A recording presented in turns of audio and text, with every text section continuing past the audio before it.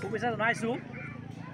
আজি আচলতে মাঘ বিহু উৰুকা আৰু উৰুকাৰ দিনা অতি পূৰ্বৰে পৰা আমাৰ ইয়াত এটা পৰম্পৰাগতভাৱে আমি ভোজ ভাতৰ আয়োজন কৰা হয় আৰু উৰুকা উপলক্ষে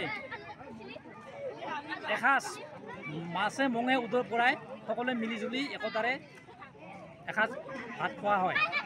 কিন্তু দুখৰ বিষয় এইবাৰ আমাৰ খানাটো ব্যতিক্ৰম ৰূপত পালন কৰিবলগীয়া হ'ল।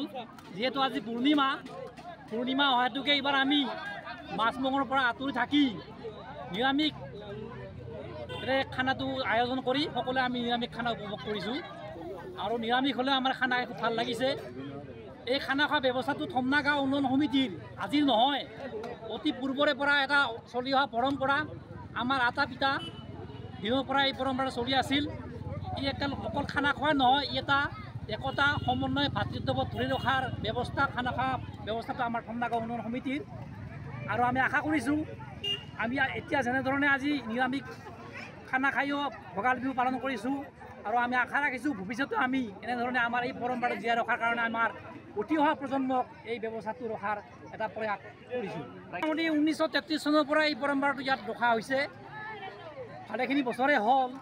ঠিক তেনেদৰে চলি আছে আৰু আমি আশা কৰিছোঁ পিছতো আমাৰ এই ব্যৱস্থাটো চলি থাকিব। প্ৰতি বছৰে আমাৰ এই অনুষ্ঠানটো সমূহীয়াভাৱে পুৰুষ মহিলা আৰু ল'ৰা ছোৱালী সকলোৱে উপস্থিত হৈ একেলগে আমি এসাঁজ ভাত অংশগ্ৰহণ কৰোঁ আৰু উপভোগ কৰোঁ আনন্দ মনেৰে। এয়া হৈছে আমাৰ ভোগালী বিহুৰ আনন্দ, ভোগৰ আনন্দ। অসমবাসী ৰাজ্যলৈ ভোগালী বিহুৰ চেগতে সকলো অসমবাসী ৰাজ্যলৈ ভোগালী বিহুৰ আন্তৰিক শুভেচ্ছা জনাইছোঁ। আশা কৰিছোঁ এই ভোগালী বিহুৰ আনন্দৰ যেনেদৰে আমি আনন্দ মনেৰে খানা প্ৰীতি ভোজন কাজি অংশগ্ৰহণ কৰি আমাৰ উপভোগ কৰিছোঁ, ঠিক আশা কৰিছোঁ ভৱিষ্যতে আহি থকা দিনবোৰ আমাৰ অসমবাসী সকলো অসমীয়া ৰাজ্যৰে যাতে দিনবোৰ ভালে কুশলে যায় আৰু বিহু যিটো প্ৰচেষ্টা ধৰি ৰখাৰ এই প্ৰচেষ্টাটো যাতে সকলোৱে অব্যাহতি ৰাখে তাৰ কাৰণে আমি অসমবাসী ৰাইজৰ ওচৰত সকলোৰে ওচৰত ধন্যবাদ জনাইছোঁ। সমূহীয়াভাৱে কৰা হৈছে এইবাৰ। মেজিটো অহাকালি ৰাতিপুৱা 8 মান বজাত আমি সকলোৱে মিলিজুলি লগ হৈ এই মেজিটো জ্বলাই দিয়া হ'ব।